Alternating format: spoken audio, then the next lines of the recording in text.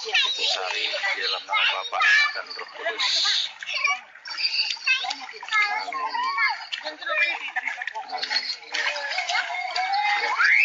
Mohon dukungan doa karena mulai penuaian besar-besaran.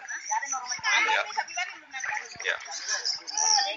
Hari ini ya Allah, kami memohon kepadamu agar supaya benar-benar apa yang kami lakukan ini berkenan kepadamu ya Allah. Karena ini adalah perintah firman-Mu, perintah Engkau untuk Sikgo, atau apa yang harus kami lakukan saat ini, biarlah semuanya bukan manusia punya mau, tetapi bagi Allah yang punya mau. Oleh karena itu, biarlah keluarga Pak Elias saat ini, segala dosa kutuk nenek moyang akan dikuburkan di dalam air sini, di dalam nama Allah, di dalam nama Isa alaihi salam. Inilah doa kami. Amin, amin, ya Rabbal Alamin. Oke. Ya, silakan Ibu nanti. Ya, duluan. Ya. Ya, ya. Tutup hidungnya. Ya. Oke. Oke. Ya.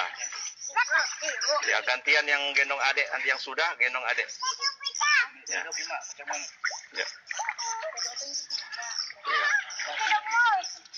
Ya. Jadi benar seperti itu. Ya. Ya. Tutup hidung supaya enggak. Oke. Ya. Anda berdoa kok juga nanti kalau cuma dapat Ya. seperti anu. Ya. Pokoknya diniatkan untuk ada perubahan. Ya.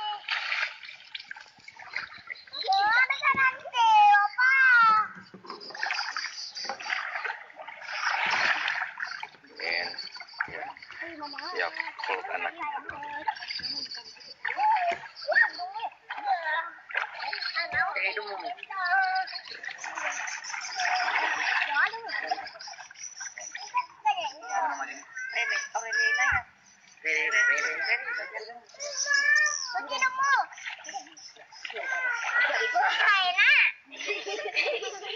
Ya. Iya, enak memang.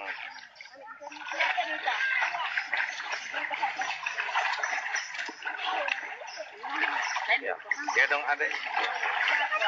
Anu, tutup hidungnya, Bu. Ya.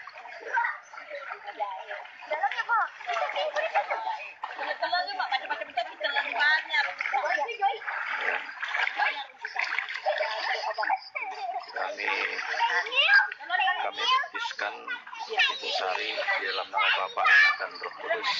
Amin. Amin. Ya. Mohon dukungan doa karena mulai penuaian besar-besaran. Shalom, saudara diberkati oleh Tuhan Yesus Kristus. Salam jumpa dalam kasih Tuhan bersama saya, Pendeta Mel Atok. Bagaimana kabar saudara hari ini? Saya harap saudara menjalani hari baru dengan berkat baru, rahmat baru, dan terus melihat kemenangan demi kemenangan dalam setiap proses hidup, pergumulan hidup, karena jaminan firman Allah terlampau jelas. Jika Allah di pihak kita, siapakah yang akan melawan kita? Kita bukan hanya menang, tapi firman Allah menjamin kita lebih daripada pemenang. Artinya bahwa tantangan seluar biasa apapun, kita tetap yakin bahwa Allah yang maha dahsyat, Allah yang besar, Allah yang maha besar, Allah yang luar biasa itu ada di pihak kita. Nah, saudara yang diberkati oleh Tuhan Yesus Kristus, teruslah tebarkan kebaikan, teruslah ingat bahwa kemanapun kita pergi, asalkan kita orang percaya, kita harus tetap jadi berkat. Melalui perkataan kita, kesaksian kita, perilaku kita, cara kerja kita, dan segala sesuatu yang kita lakukan, semuanya kiranya dipimpin, dikendalikan oleh Tuhan. Karena apa yang kita lakukan pun semuanya demi kepentingan Tuhan, dan juga tentu demi memberi pengaruh, dampak luar biasa kepada sekeliling kita, terutama dampak pemberitaan Injil, dampak kesaksian sebagai seorang pengikut Kristus. Dan percayalah, Tuhan bisa pakai kita semua, melalui kita, baik pendeta, jemaat, majelis, siapapun kita tanpa kecuali, untuk menjadi alat dalam tangan Tuhan, untuk menjangkau orang lain bagi kerajaan Allah. Ya, walaupun kita tahu bahwa konsekuensi dari kesaksian kita, pemberitaan kita itu ada yang menolak dan ada yang menerima. Video di depan saudara adalah pembaptisan satu keluarga muslim di mana mereka dibaptis, sementara dibaptis itu mereka masih memakai jilbab. Menurut saya itu pengalaman yang luar biasa, peristiwa yang luar biasa, bahwa ada orang satu keluarga yang dimenangkan oleh Tuhan melalui hamba-hamba Tuhan yang melakukan pembaptisan itu. Saya anggap itu satu peristiwa yang luar biasa yang membuat saya pribadi bersuka cita. Mengapa saya harus bersuka cita? Karena Alkitab berkata, satu orang bertobat saja malaikat bersorak-sorak, malaikat senang sekali kalau ada satu orang bertobat. Nah, bayangkanlah satu keluarga berjilbab ini dibaptis, saudara-saudara. Bukankah itu luar biasa? Bahwa ini contoh orang yang meresponi. Dan kalau orang yang meresponi seperti ini, kalau kita belajar firman Allah di dalam Roma pasal 10 ayatnya yang ke-13 sampai seterusnya, sampai ayat 15 dikatakan siapa yang berseru kepada nama Tuhan, ia akan diselamatkan. Tapi bagaimana ia bisa berseru kalau dia tidak percaya? Bagaimana dia bisa percaya kalau dia tidak mendengar? Bagaimana dia bisa mendengar kalau tidak ada yang memberitakan? Bagaimana orang bisa memberitakan kalau orang itu tidak diutus? Jadi kesimpulannya, yang memenangkan orang adalah Tuhan sendiri. Tapi caranya apa? Melalui pemberitaan Injil. Nah, saya sebagai hamba Tuhan Yesus Kristus, saya ketika melihat misalnya ada orang-orang Kristen pindah agama lalu dipublikasikan. Nah, tentu sebagai orang percaya, kita yang belajar Alkitab, kita harus menyadari bahwa sekalipun dia sudah beragama Kristen, belum tentu dia orang pilihan. Dan sebaliknya, andai kata ada orang di luar Kristen, di agama lain, yang ternyata dia adalah orang pilihan, dia tidak mungkin menolak kasih karunia Allah. Dia akan datang kepada Tuhan, menyerahkan diri dan dibaptis seperti satu keluarga yang dibaptis di dalam video di depan tadi. Oleh karena itu, saudara-saudara, sebenarnya penginjilan yang kita lakukan itu hanya untuk mau mengetahui mana orang pilihan Allah dan mana bukan. Ya, Efesus pasal 1 itu ayat 4 dan 5, Tuhan bilang kepada jemaat di Efesus melalui Paulus bahwa mereka itu telah dipilih sebelum dunia dijadikan, ya, dipilih berdasarkan kerelaan Tuhan sendiri, ya, keputusan sepihak daripada Tuhan.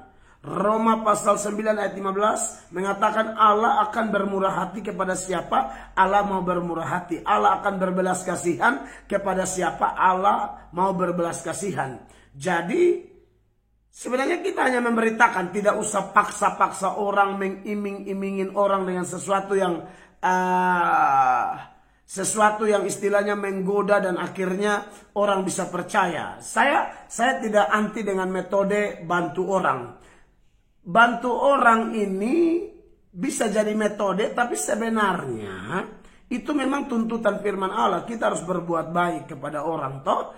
Kalau orang membenci kita, kita berbuat baik. Alkitab berkata seperti menaruh bara api di kepalanya. Dan memang perbuatan-perbuatan baik kita juga menjadi kesaksian, ya. Dan ingat, entah melalui perbuatan baik ke apakah, tapi jangan sampai lupa memberitakan Yesus. Karena kalau kita hanya membantu orang tanpa menyampaikan Yesus kepada dia, orang menerima bantuan, dia makan, dia pakai, dia senang, dia gemuk, tapi dia tetap masuk neraka karena tidak percaya Tuhan Yesus. Oleh karena itu, saudara-saudara, tetaplah beritakan Injil. Kalau orang menolak, santai saja. Kalau ada video-video orang Kristen pindah agama, juga santai saja. Kita tetap mendoakan karena perjalanan hidup ini masih berlangsung. Kecuali sampai akhir hidup dia tetap menolak Yesus, ya ketahuan bahwa memang dia tidak dipilih. Tapi kalau dia sekedar pindah karena satu dan lain hal, mungkin imannya belum kuat dan lain sebagainya, gara-gara ini, gara-gara itu, lalu dia pindah dan ternyata kita berdoa dan kemudian dia bisa kembali, itu luar biasa. Saya kemarin ditelepon oleh seorang dari Pekanbaru, ya. Namanya Mangasa siapa orang Batak. Dia itu masuk penjara gara-gara dituduh penistaan agama. Padahal tidak, saya dengar penjelasannya. Tapi Tuhan izinkan. Waktu dia di penjara itu dia menginjil. Dan ternyata ada beberapa orang dari orang Batak sendiri sudah menjadi mualaf.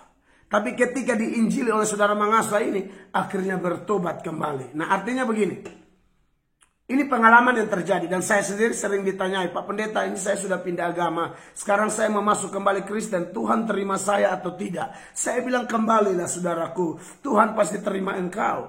Sebab Yohanes pasal 6 ayatnya yang ke-37 mengatakan, semua yang diberikan Bapa kepadaku akan datang kepadaku. Dan barang siapa datang kepadaku, ia tidak akan kubuang. Ia tidak akan kubuang. Jadi, ada orang yang mungkin dia ada di agama lain sekarang, tapi dia orang pilihan Allah. Bagaimana kita tahu dia orang pilihan Allah? Teruslah beritakan Injil. Tanpa memaksakan kehendak, tanpa menyerang agama orang, tidak perlu. Kita hanya memberitakan bahwa di bawah kolong langit ini tidak ada nama lain yang olehnya orang beroleh selamat. Ya, kadang kita dimaki, kadang kita ditolak seperti video-video saya sebelum video ini. Ya, bahwa itulah konsekuensi, tapi santai saja. Sebab Yesus pun mengalami itu. Bagaimana mungkin kita hamba-hambanya lolos dari hal seperti itu. Oleh karena itu, saudara yang dikasihi oleh Tuhan Yesus Kristus, melalui video sederhana ini, saya hanya mau pastikan bahwa semua jemaat semangat, semua orang percaya, kawan-kawan yang menonton video ini tetap semangat, tetap punya gairah menjadi saksi Kristus yang baik. Dan percayalah, melalui kita banyak orang diselamatkan, melalui kita nama Tuhan dipuji dan dipermuliakan. Ya, saya sangat bahagia melihat video di mana ada satu keluarga Islam yang masih berjilbab dan dibaptis di sungai itu. Wow, Tuhan baik, Tuhan luar biasa. Enak ya kalau kita dengar firman, lalu firmannya itu menjadi kenyataan. Tuhan berfirman, ada orang yang dipilih, beritakan Injil, ketahuan nanti. Kalau memang dia dipilih, nanti dia bertobat. Sebaliknya, kalau dia tidak dipilih, 2 Korintus pasal 4 ya, ayat 3 dan 4. Jika Injil yang kami beritakan ini masih tertutup juga, maka dia tertutup untuk mereka yang akan binasa. Yaitu orang yang pikirannya telah dibutakan oleh ilah-ilah zaman dan seterusnya. Jadi, jangan menyerah bersaksi, jangan menyerah memberitakan Injil, sebab kalau Tuhan yang mengutus, Tuhan bertanggung jawab. Tuhan yang menyuruh, Tuhan yang bertanggung jawab. Jadilah saksi di kantor saudara, di tempat kerja saudara, di keluarga saudara, di lingkungan saudara, dimanapun Anda berada, Tuhan beserta engkau. Tapi ingat, ya kita bukan hanya bicara, pastikan hidup kita benar. Karena ya sebagai saksi kan, kita tidak hanya bisa ngomong saja, tapi kita mesti mengalami perubahan yang dikerjakan karena kasih karunia oleh pekerjaan roh dan firman Allah.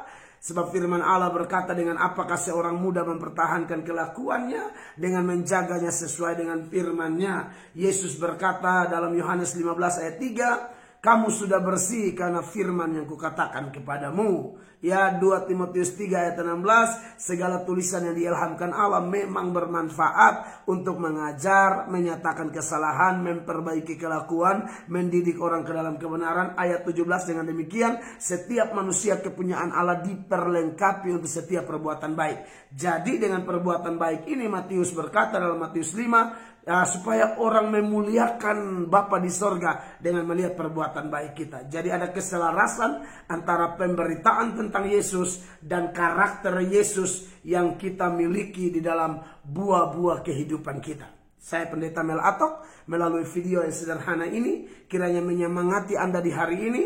Sampai jumpa dalam live atau video-video saya yang lain, dan kiranya Tuhan terus memberkati Anda dan saya. Silakan like, komen, dan sebarkan video ini bagi hormat dan kemuliaan nama Tuhan. Shalom, Tuhan Yesus memberkati.